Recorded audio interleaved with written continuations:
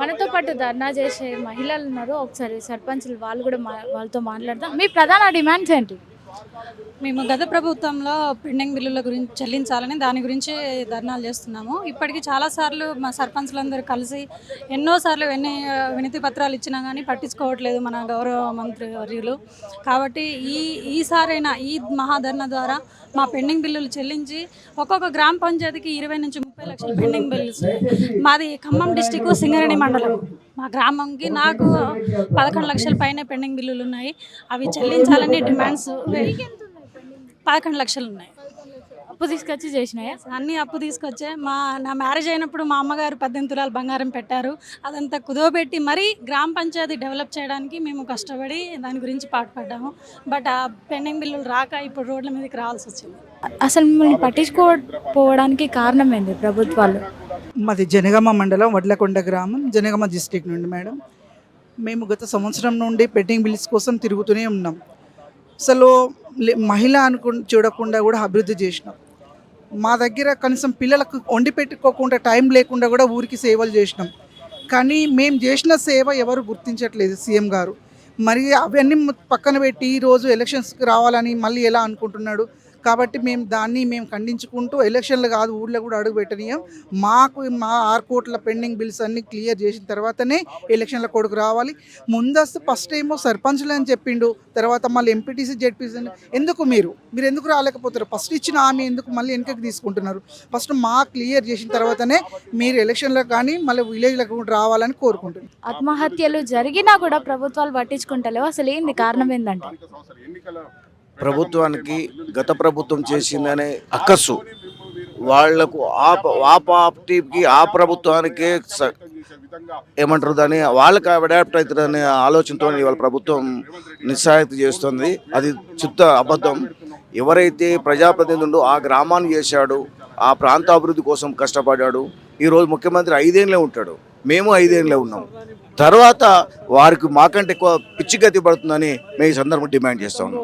నేను ఎంసీ చదువుకున్నా, 15 సంవత్సరాలు సాఫ్ట్వేర్ జాబ్ చేసిన తర్వాత మా ఊరు ఎంత కొంత మంచి చేద్దామని చెప్పేసి ఊరికి వెళ్ళిన తర్వాత ఇండిపెండెంట్గానే గెలిచినాం. సో సర్పంచ్ రాష్ట్ర ప్రభుత్వంతో కూడా ఉత్తమ సర్పంచ్ అవార్డు కూడా మాకు 5,000 జనాభా పైన అవార్డు ఇచ్చింది. ఆ అవార్డుతో పాటు 70 లక్షల అప్పు అనేది అయింది నాకు.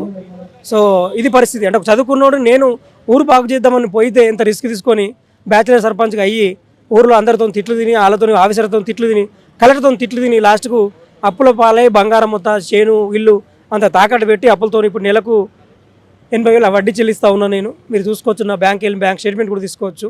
సో గవర్నమెంట్ ఇప్పటికైనా ఆలోచించాలి. ఇంటికాడ కూర్చున్నప్పుడు మీరు 10 లక్షలు ఇస్తాం, ఆడికి 5 లక్షలు ఇస్తాం అని ముచ్చట చెప్తున్నారు. అసలు మేము ఊరికి డెవలప్ చేసిన వాళ్ళం కదా. మాకు పట్టించుకోకుండా వాళ్ళకు 40,000 కోట్లు ఇచ్చారు ఒక మినిస్టర్కి, ఇంకో మినిస్టర్కి 1000 కోట్లు ఇచ్చారు. అంటే మీరు కోట్లు పంచుకుంటారు, పని చేసిన లేదు. మేము కంగారుపోవాలి. ఇప్పుడు ఇవ్వమనే చెప్పుర్రి అధికారికంగా. మీ బిల్లులు ఇవ్వమని చెప్తే అప్పుడు మీ సంగతి ఏందో మేము చూస్తాం. హైకోర్టు కూడా చెప్పింది 3 నెలల బిల్లులు ఇవ్వండి అని చెప్పేసి. హైకోర్టు మాట కూడా వింటలేరు. అంటే మీకు ప్రజాస్వామ్యంలో న్యాయ వ్యవస్థ మీద మీకు నమ్మకం లేదు, ప్రజల మీద నమ్మకం లేదు, మీ మీద ఎవరు నమ్మకం ఉంటారు చెప్పండి. కాబట్టి మీరు ఆలోచించండి ఏం చేస్తున్నారు అనేది. ఎక్కడి రోజులు ఎవరు ఉండరు అధికారంలో, కానీ ఉన్నప్పుడు మనం ఏం చేస్తామనేది చాలా ఇంపార్టెంట్. అది మేము ఏంటంటే గతంలో బీఆర్ఎస్ ప్రభుత్వం కూడా సర్పంచ్లు ఎన్నో రకంగా ఇబ్బంది పెట్టి, టార్చర్ పెట్టి సస్పెండ్ చేస్తామన్న భయంతో అధికారులు పనిచేయడం జరిగింది. ఏమేం పనులు అంటే డంపింగ్ యార్డు, సెక్రేషన్ షెడ్డు, శ్మశాన వాటిక, క్రీడా ప్రాంగణం, గ్రామ పంచాయతీ, వీధి లైట్లు, బోరింగ్ రిపేర్లు, మురికి కాలువల నిర్మాణం. మరి 2019 నుంచి 24 వరకు కరోనా పీరియడ్లో కూడా గ్రామంలో ఎన్నో రకమైన అభివృద్ధి పనులు చేపట్టడం జరిగింది. నాకు సుమారు 30 నుంచి 35 లక్షల పెండింగ్ బిల్లు రావాల్సిన అవసరం ఉంది. మేము ఏ పార్టీకి వ్యతిరేకులం కాదు. సర్పంచ్లు అనేవాళ్ళు ఇండిపెండెంట్, గ్రామంలో మంచి చెడ్డ, అన్న తమ్ముడు అక్క చెల్లి అనే పనిచేసే సర్పంచ్లకు పెండింగ్ బిల్లులు వెంటనే ఈ ప్రభుత్వం విడుదల చేయాలని, సీతక్క గారు సర్పంచ్ల మీద కనికరించాలని, ముఖ్యమంత్రి గారు కూడా ఎన్నికల కంటే ముందే మా బిల్లులు ఇస్తారని నమ్మకం ఉంది. ఈ ప్రభుత్వానికి సహకరించారు సర్పంచులందరూ.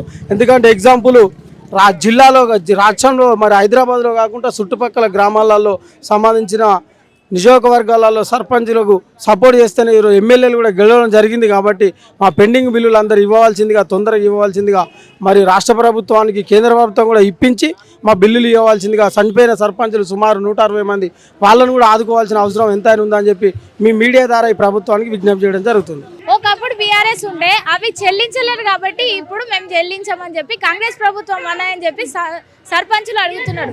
మా వాళ్ళు ఇంతమంది ఆత్మహత్యలు చేసుకున్నా కూడా మీరు పట్టించుకుంటలేరు అని చెప్పి ఇట్లా మొర పోతున్నారు. ఈడ ధర్నా చోట్ల పాపం ధర్నా పెట్టుకొని మొర పోతున్నారు. అలా బాధ చూస్తే మాకే బాధ అనిపిస్తున్నది. ఇప్పటికైనా ప్రభుత్వాలు స్పందించి వాళ్ళ పెండింగ్ లో ఉన్న బిల్లులు తీర్చాలి. లేకపోతే అప్పుతో అసలు ఎంత తీసుకున్నారో వడ్డీలు కూడా అంతకు మించి పెరుగుతున్నాయని చెప్పి వాళ్ళు వాపోతున్నారు. This is Prathyusha signing.